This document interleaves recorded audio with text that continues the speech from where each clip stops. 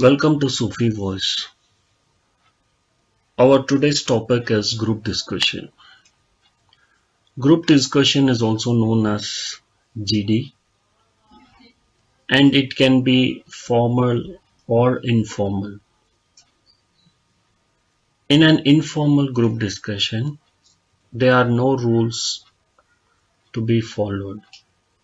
For example, a group of college students may gather and discuss about their daily routine. So it goes in an informal way. The other group discussion is a formal group discussion. In a formal group discussion, we need to follow a set of rules, and let us first try to understand why a formal group discussion is important. As you may be knowing, most of the companies now conduct group discussion as part of the selection process. Now the million-dollar question here is, why do they conduct group discussion as part of their selection process? When a participant takes part in a group discussion, it will be easy for the company to evaluate the essential skills needed for the company, like knowledge, communication skills, team building skills, a positive or attitude, confidence, initiative, decision making, problem solving skills, leadership skills, analytical and critical thinking skills. These skills are very essential for a company to handle their jobs.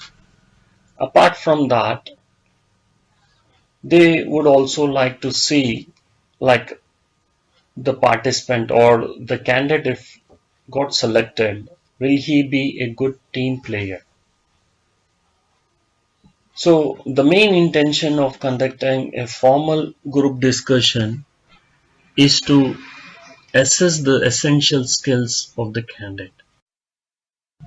In a formal group discussion, there may be 10 to 12 participants and an evaluator to control the group discussion, and at times the evaluator also makes assessment of the participants' skill sets.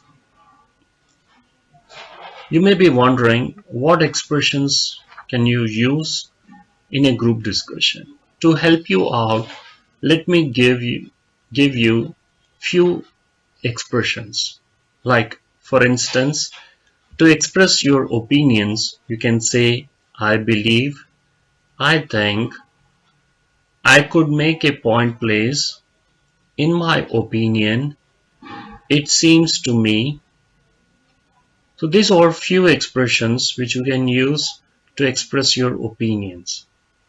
Now, when you want to agree or to express agreement, you can say, you are right, I fully agree with, that's true. Now, what about expressing disagreement? To express disagreement, you can say, I am afraid, I don't agree with, I am sorry, but I see it a little differently. I can see your point, but you may have something there, but I respect your point of view, but I am sorry, I, I can't go along with you on the point. So when extending suggestion or when giving a suggestion, you can say these expressions. I think we should. Why don't we? Let's do it. Couldn't we? Don't you think we could? Now, in a group discussion, at times we need to ask opinions of others.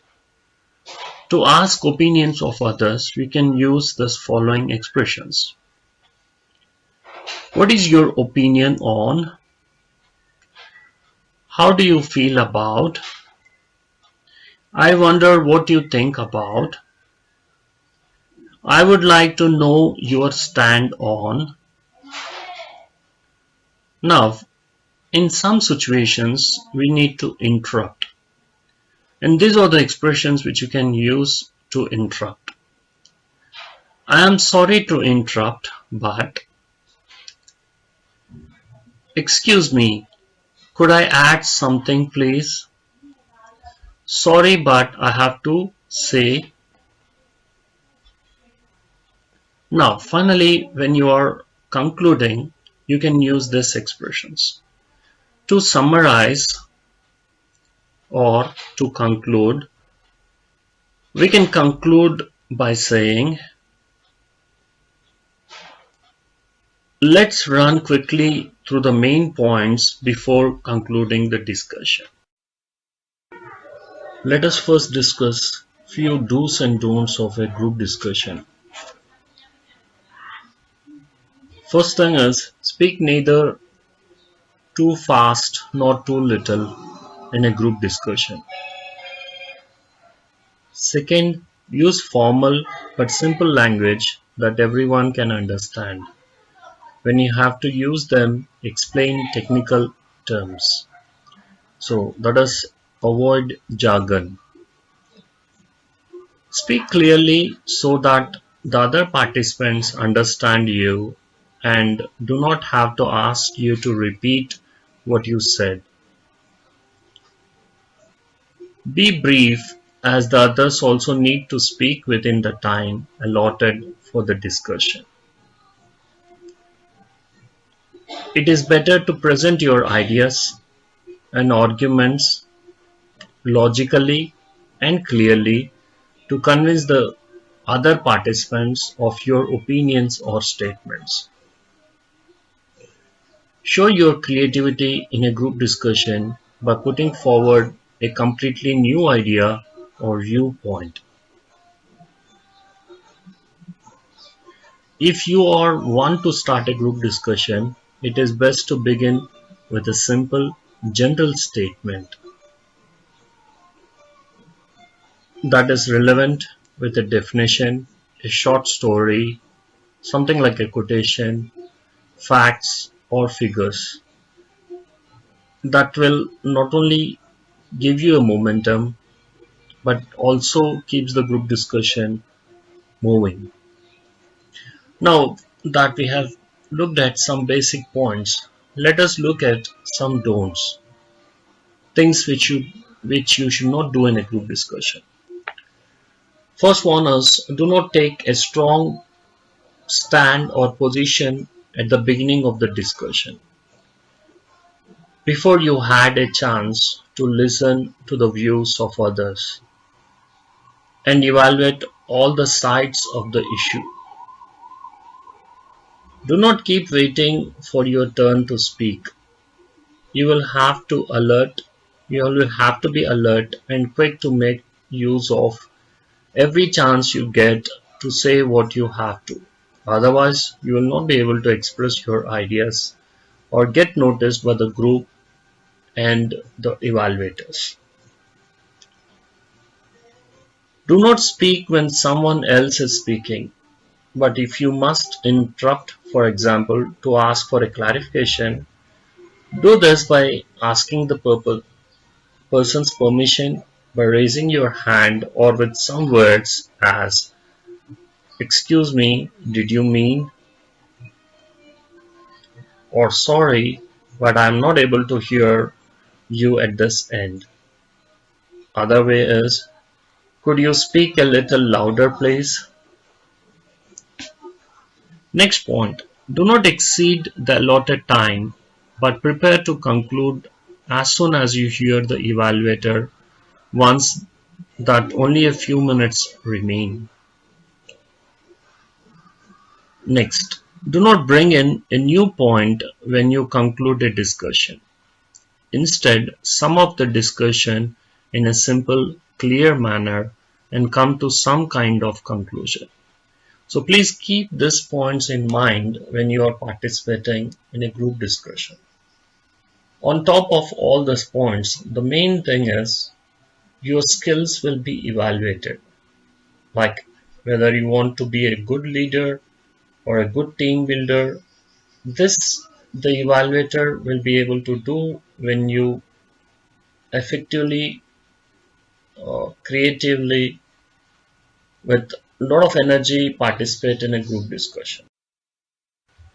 Now that you all have clearly understood what a group discussion is, let us go ahead with a group discussion on the topic: is it a good idea to work briefly before enrolling for a postgraduate course?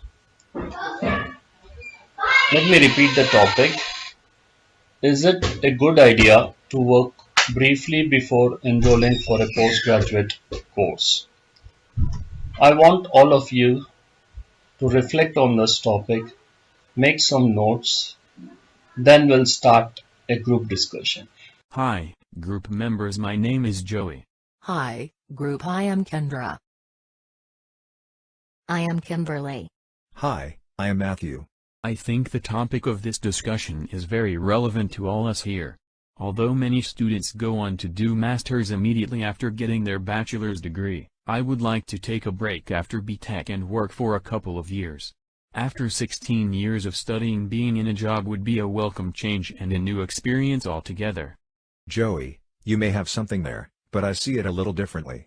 You get so used to having a completely different routine when you are working, and I feel that a break would make it rather difficult to go back to the student frame of mind. Also, in my opinion, we would lose touch with our subjects and find it hard to go back to attending classes and taking examinations, which we now handle very easily. I agree with Matthew. I would like to add that in the case of girls, parents often fear that postponing higher education might, in turn, delay our settling down in life. Many parents also believe that if we take a break before continuing our education, we might find it hard to cope with the pressures of a rigorous course along with those of managing a family. I do understand how this could be a cause of concern for parents, but times have changed. Women today are quite well prepared to handle situations in which they have to juggle different responsibilities. Besides, I feel that by taking a break for a few years, we would gain some financial independence and would not have to depend completely on parents to pay our higher education. After all, a master's course is usually expensive. Absolutely. Also, certain courses and colleges insist on a couple of years of work experience, don't they? We must not forget that practical experience also gives us a deeper understanding of real-life situations and how we can apply what we learn in books to solve everyday problems. All right, everyone, your time is nearly up. Could someone conclude, please? May I?